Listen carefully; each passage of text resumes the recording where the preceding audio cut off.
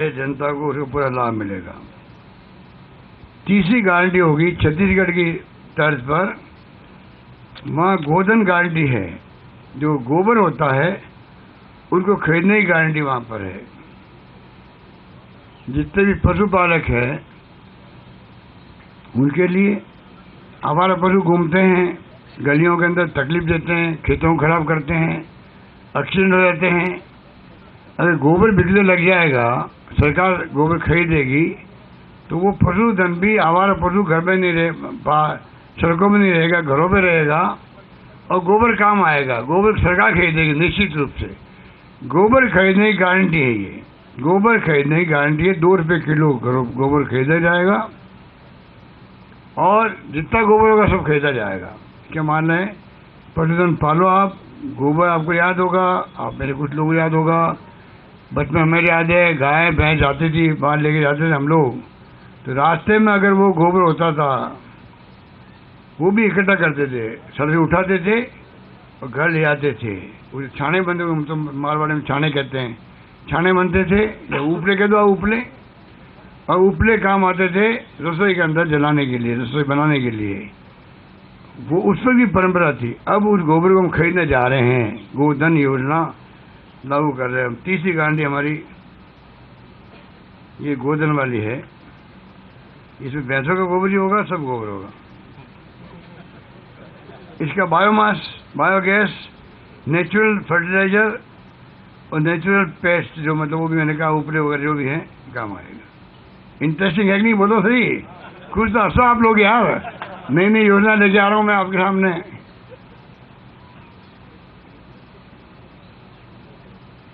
इससे किसानों की आय में बढ़ोतरी होगी, पशुपालकों की, किसानों की आय में बढ़ोतरी होगी और ग्रामीण अर्थव्यवस्था मजबूत होगी, ग्रामीण अर्थव्यवस्था मजबूत होगी।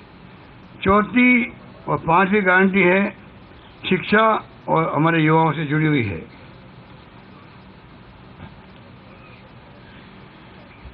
हमारे अध्यक्ष जी बैठे हुए हैं, ये शिक्षा मंत्री थे तो अंग्रेजी स्कूल खोली इन्होंने। बड़ा शानदार कामयाब आइडिया हिंदुस्तान के अंदर तैर कर मर गया है। हिंदुस्तान किसी सूबे के अंदर ये प्रयोग नहीं हो जाए। 50,000 1 लाख फीस लगती है बच्चों की इंग्लिश पढ़ने के लिए। आप ऑफर कर रहे हो बच्चों को, आराम से पढ़िएगा, इंग्लिश फ्री में पढ़िएगा। इतनी पॉपुलर योजना हुई है, 3,000 से अधिक स्कूल खुल गए और लगभग 6 लाख बच्चे पढ़ रहे होंगे उसके अंदर। लॉटरी खोनी पड़ रही है एडमिशन के लिए। अब हम चाहते हैं गारंटी दे रहे हैं, हम लोग गारंटी दे रहे हैं, लॉटरी खोनी नौबत नहीं आएगी। जितनी स्कूलें चाहेंगे जनता, मांग होगी, उतनी स्कूलें खोली जाएगी। 10,000 टीचर की मैंने बात करी अभी, इंग्लिश टीचर्स लगाने की जरूरत पड़ेगी। 30,000, 40,000, 50,000 टीचर भी जो ट्रेनिंग ले लेंगे, मना ही नहीं करेंगे हम लोग। हम चाहते हैं, राजस्थान, जमाना बदल गया है। राजस्थान तो अकाल, सूखा, रेगिस्तान, पिछड़ा राज्य के रूप में पहचान थी। अब वो बाहर निकाला हम लोगों ने उसको, राजस्थान को। विजन 2030 का जो विजन दिया है, डॉक्यूमेंट तैयार हो गया हमारा, रिसर्च होगी उसके ऊपर। अब कई लोग रिसर्च करने लग गए हैं, आगे आने वाली पीढ़ियों को काम आएगा। 2030 तक राजस्थान कहाँ पहुँचे। तो हम चाहेंगे कि इंग्लिश जो है, मैं कई बार कहता हूँ, मैं बचपन में खिलाफ था इंग्लिश के। आज मैं चाहता हूँ अंतर्राष्ट्रीय लैंग्वेज है। छोटे बच्चे, गाँव ग्रामीण बच्चे, वो भी विशेष लड़के लड़की है, आप बिलीव नहीं करोगे मित्रों, मित्रों कहते हैं ना प्रधानमंत्री जी,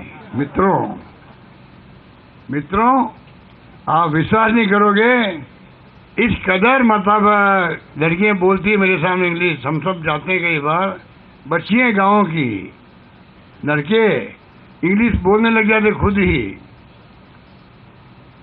ये स्थिति बन जाती है, कितनी खुशी होती है। और जब राजस्थान भर में, राजस्थान आगे निकल जाएगा, जब आपको ह्यूमन रिसोर्स मिलेगा यहाँ का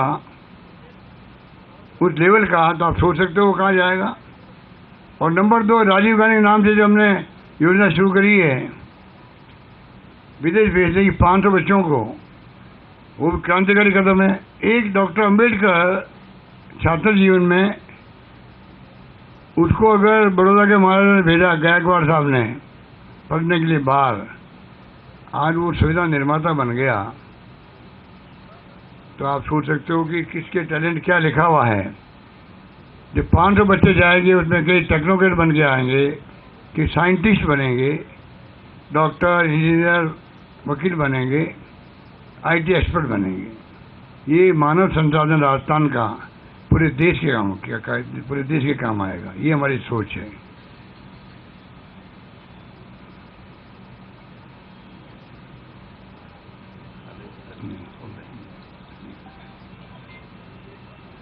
ये जो अपने जो है इंग्लिश मीडियम जो खोले हैं, उसके बाद में सरकार ने मेगा जॉब फेयर लगाए हैं।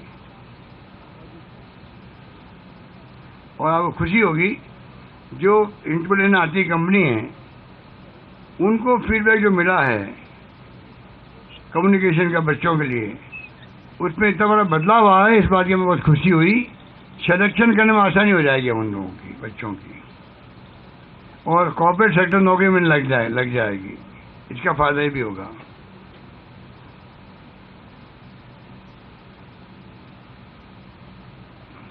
स्कूल की संख्या बढ़ाई जाएगी और कॉलेज स्तर तक भी, खाली स्कूल तक नहीं रहेंगे, कॉलेज स्तर तक पर भी इंग्लिश मीडियम की शिक्षा शुरू की जाएगी। मतलब बच्चा जब पढ़ जाएगा 12th तक, तो उसको रिक्वायरमेंट होती है इंग्लिश स्कूल में, इंग्लिश कॉलेज में जाए। वो कॉलेज बनाना हम प्रारंभ करेंगे राजस्थान के अंदर। अभी तक कोई व्यवस्था नहीं है। कॉर्पोरेट सेक्टर का दूसरा फीडबैक और मिला है, आईटी को लेकर के। हमारे बच्चे आईटी में, कोडिंग में और नई तकनीक के बारे में उनकी जानकारी थोड़ी कमजोर पड़ती है। इसके लिए हम कॉलेज में आने वाले स्टूडेंट्स के लिए एक गारंटी लेकर आए हैं। हमारी 5वीं गारंटी है कि जो बच्चे राजस्थान के सरकारी कॉलेजों में एडमिशन होंगे, लेंगे, उनको सरकार द्वारा लैपटॉप, ये गारंटी है। बच्चे जो है 5वीं गारंटी के रूप में सरकारी कॉलेज में जो एडमिशन लेंगे, सरकारी कॉलेज ही लेंगे, इंग्लिश में नहीं, इंग्लिश के अलावा भी तमाम सरकारी कॉलेज के अंदर जो बच्चा लेगा एडमिशन, उसको सरकार द्वारा फर्स्ट ईयर के अंदर लेते ही उसको टैबलेट या लैपटॉप दिया जाएगा। ये बड़ा फैसला है हमारा हर कॉलेज के अंदर। खाली इंग्लिश वाली नहीं चाहिए, इंग्लिश वाले खुद नहीं लगेगी। जो कॉलेज चल रही है सरकारी कॉलेज, उन सब बच्चों को जो प्रवेश लेगा, उन सब बच्चों को लैपटॉप या टैबलेट दिया जाएगा प्रवेश के वक्त में ही, जिससे कि वो शुरुआत में ही एक्सपर्टाइज कर सके अपनी।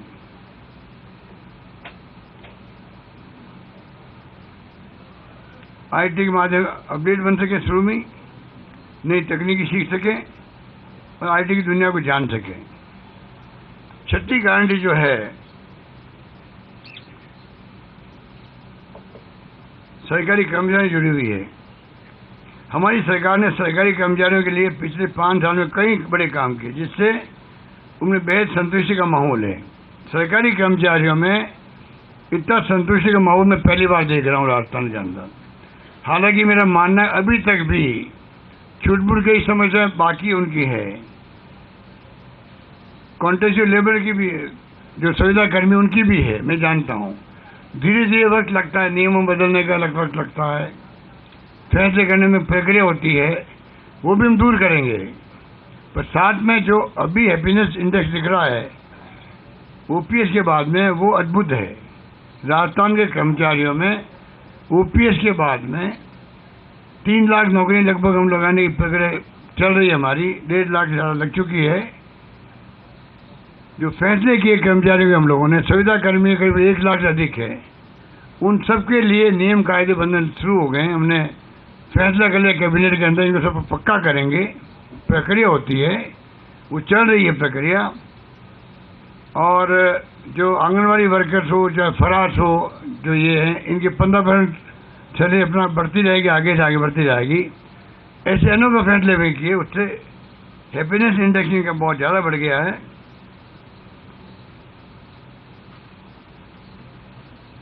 अब मैं कहना चाहूँगा आपको, +20, 30 के स्थान पर हम लोगों ने 9, 18, 27 का प्रमोशन का किया है। प्रमोशन के लिए नई पोस्ट क्रिएट करने का,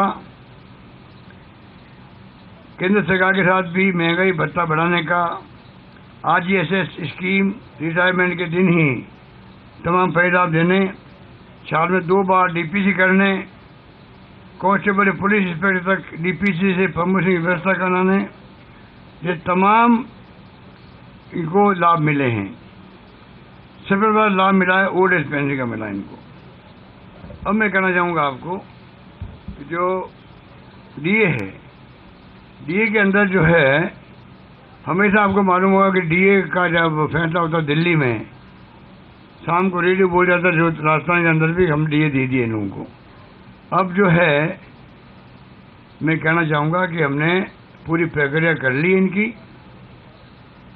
8 लाख कर्मचारी हैं और 4.40 लाख पेंशनर हैं, इनको लाभ मिलेगा।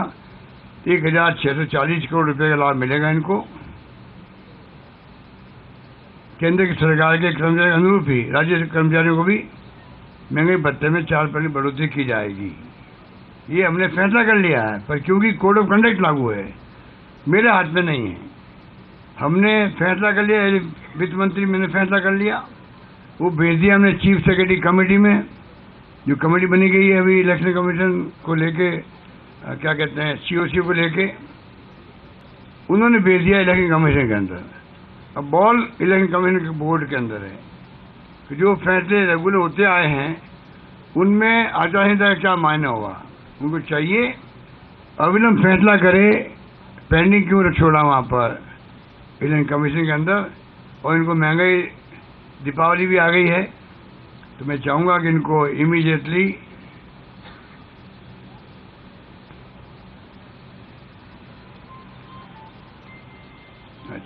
दीपावली बोनस जो है दिया जाता है, 6 लाख कर्मचारियों को बोनस, करीब 5 रुपये खर्च होते हैं, ये भी। और दूसरा वाला मैंने बताया आपको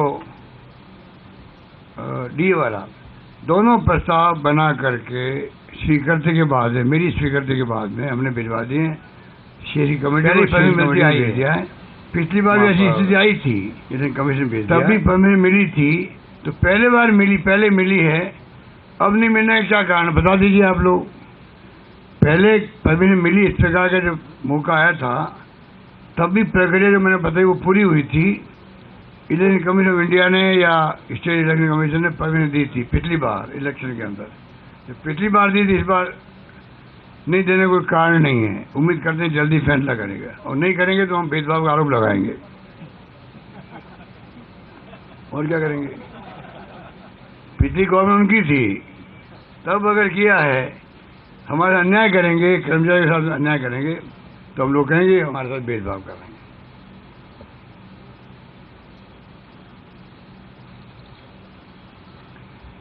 राजस्थान में करीब 14,000 कर्मचारियों को, अभी आप देखिएगा, जो ये गलतफहमी पैदा करते हैं, लागू ही नहीं हुई अभी तक, तो OPS लागू ही नहीं हुई है। मुझे जाना पड़ा, हिमाचल जाना पड़ा, किले करने के लिए लागू नहीं हुई है। लाख महीने लग गया वहाँ पर, हमारे यहाँ कर्मचारियों मुझे कहना पड़ा जाकर के। आज राजस्थान में करीब 14,000 कर्मचारियों को हमारे द्वारा बहाल की गई OPS का लाभ मिल रहा है। 14,000 कर्मचारियों को मिलने लग गया है, नहीं सॉरी 1400 कर्मचारी को मिलने लग गया है। परंतु भाजपा ओल्ड एज पेंशन का विरोध कर रही है, खुला कर रही है। किसी भी भाजपा राज्य में OPS लागू नहीं किया गया है। हिमाचल में कर दिया है, कर्नाटक में कर दिया है, छत्तीसगढ़ में कर दिया है, बाकी राज्यों में नहीं हो रहा है, क्योंकि वहाँ सरकारें भाजपा की हैं।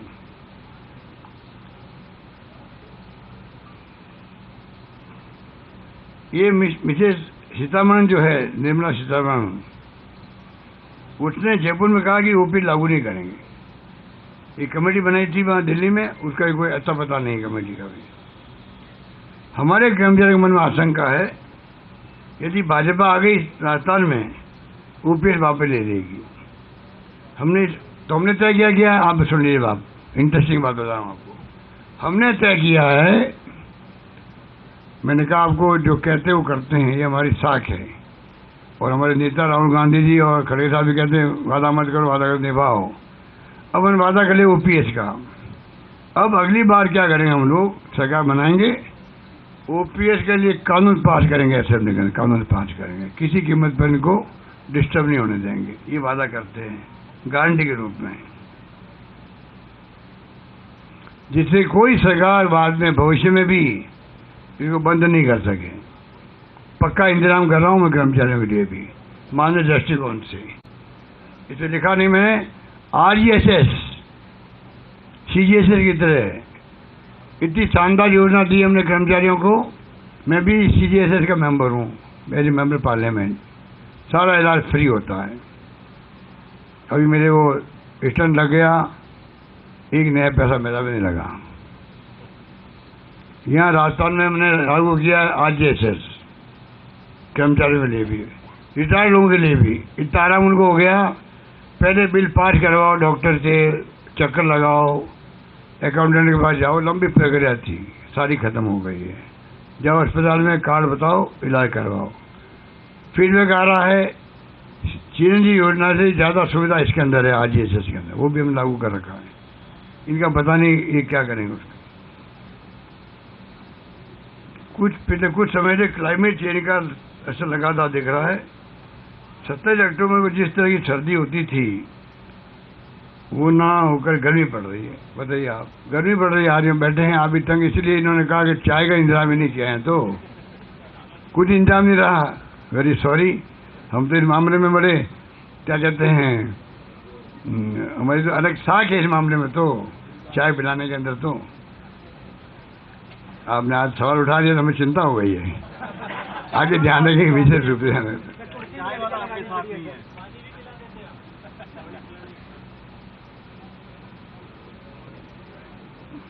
ये क्लाइमेट चेंज का असर है। इस साल राजस्थान में बिपरजॉय तूफान आया। आपको याद होगा कि 2021 में जयपुर में बिजली गिरने से ये मैं बड़ा इंपॉर्टेंट पॉइंट बोल रहा हूँ, आप सुनिएगा, ध्यान से सुनिएगा, बहुत इंपॉर्टेंट पॉइंट है जो हिंदुस्तान में कहीं पर नहीं होगा, जो मैं करने जा रहा हूँ। आपको याद होगा कि 2021 में जयपुर में बिजली गिरने से एक साथ 11 लोगों की मौत हो गई थी। लगातार प्राकृतिक आपदाओं का प्रकोप बढ़ता जा रहा है। कभी आंधी, तूफान, बाढ़, बिजली गिरना आदि से बहुत नुकसान होता है खेतों के अंदर भी, लोगों को भी। ये सबके लिए है। ऐसे में पीड़ित परिवारों की मदद करने का टास्क सरकार के सामने आता है। डिजास्टर मैनेजमेंट के नियम पहले से बने हुए हैं। डिजास्टर मैनेजमेंट के नियम भारत सरकार के भी होते हैं। इसलिए हमने तय किया है 7वीं गारंटी के रूप में, अब हम चिरंजीव आपदा नाम दिया उसका, चिरंजीव आपदा बीमा गारंटी देंगे।